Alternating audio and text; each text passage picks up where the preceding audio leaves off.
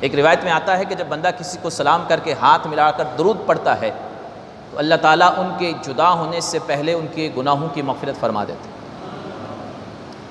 تو یہ محبتیں پھیلانے کا ایک ذریعہ بھی ہے کہ سلام کو عام کیا جائے، اور اپنی عادت بنائے بندہ کہ ہر ایک کو سلام کرے۔ لیکن کسی کافر کو یا ایسا شخص جو گمراہ ہو یا بد مذہب ہو، بے دین ہو یا غیر مسلم ہے، تو اس کو آپ سلام نہیں کر سکتے۔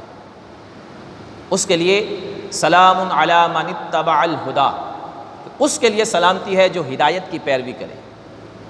آقا کریم علیہ السلام نے جو ہم نے خط پیچھے پڑھا، اور آقا کریم علیہ السلام کا خط ہرقل کے پاس جب پہنچا تھا تو اس میں حضور نے سلام اسی طرح لکھا تھا کہ والسلام علی من اتبع الہدی، کہ سلام اس کے لیے ہے جو ہدایت کی پیروی کرے، جو مومن ہو۔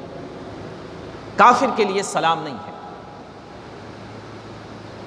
ٹھیک ہے؟ تو یہ صحیح مسلم، ترمذی، جامع اور سنن نسائی، ابن ماجہ تقریباً احادیث طیبہ کی کتب میں موجود ہے۔ حضرت انس روایت فرماتے ہیں، حضرت انس روایت فرماتے ہیں کہ آپ علیہ السلام نے فرمایا، تم میں سے کوئی شخص اس وقت تک کامل مومن نہیں ہوگا جب تک کہ اپنے بھائی کے لیے بھی اسی چیز کو پسند نہ کرے جس کو اپنے لیے پسند کرتا ہے۔ حضرت انس راوی ہیں، مومن اس وقت تک نہیں ہے بندہ جب تک کہ جو چیز اپنے لیے پسند کرتا ہے اپنے بھائی کے لیے بھی ویسی چیز پسند نہ کرے۔ اب اس حدیث طیبہ کا مفہوم بڑا واضح ہے، پورے معاشرے کی اصلاح کا راز اس حدیث طیبہ میں موجود ہے کہ ہم جیسے اپنے لیے پسند کرتے ہیں، جو چیز اپنے لیے پسند کرتے ہیں دوسروں کے لیے ویسے ہی پسند کریں۔ ہم چاہتے ہیں ہماری عزت کے ساتھ کوئی نہ کھیلے، ہمیں کوئی تکلیف نہ پہنچائے، ہمارے مال کو کوئی ضائع نہ کرے، ہمیں کسی طرح کی کوئی تکلیف نہ دے، کوئی طعنہ نہ دے، کوئی الزام نہ لگائے، کوئی گالی نہ دے، کوئی غیبت نہ کرے، کوئی چغلی نہ کھائے۔ ہمیں دوسروں کے حوالے سے بھی اسی طرح پسند کرنا چاہیے کہ پھر ہم بھی کسی کی عزت، جان، مال، آبرو کے ساتھ نہ کھیلیں، کسی کو نقصان نہ پہنچائیں، کسی کے لیے برا نہ سوچیں، کسی کی برائی نہ کریں، چغلیاں نہ کھائیں، غیبتیں نہ کریں۔ اسی طریقے سے جو ہم اپنے لیے پسند کرتے ہیں، کوئی مجھ سے حسد نہ کرے، کینہ نہ رکھے، ہمیں دوسروں کے لیے بھی اپنے دل سے یہ چیزیں نکالنی ہوں گی۔ ہم چاہتے ہیں ہمارے ساتھ ہر ایک بندہ اچھا سلوک کرے، ہمیں دوسروں کے ساتھ اچھا سلوک کرنا چاہیے۔ ہم چاہتے ہیں کہ ہمارے اوپر جو لوگ ہیں وہ ہمارے ساتھ اچھا ڈیل کریں، تو ہمیں اپنے ماتحت لوگوں کے ساتھ اچھا ڈیل کرنا چاہیے۔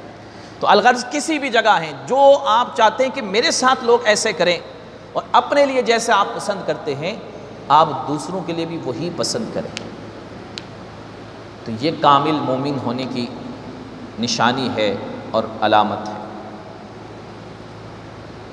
اس لیے ہمیں ان باتوں پر خاص خیال رکھنا چاہیے۔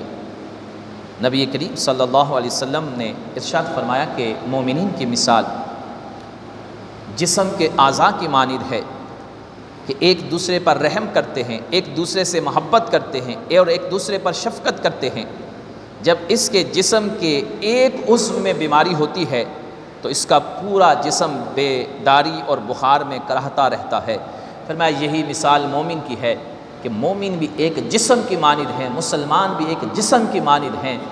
جس طرح جسم کے کسی ایک عضو میں تکلیف سے پورا جسم بے قرار ہوتا ہے، اسی طرح مسلمان کی تکلیف اور پریشانی سے سارے مومن بے قرار اور پریشان ہو جاتے ہیں۔ تو ہمیں اس طرح کا آپس میں رشتہ رکھنا چاہیے، اپنے گھر میں، اپنے بیوی بچوں کے ساتھ، اپنے پڑوسیوں کے ساتھ، بہن بھائیوں کے ساتھ، سب کے ساتھ اچھا سلوک کریں۔ اللہ تبارک و تعالی ہمیں یہ احادیث طیبہ سن کر، یاد رکھ کر عمل کرنے کی توفیق عطا فرمائے۔ وآخر دعوانا ان الحمد للہ رب العالمین۔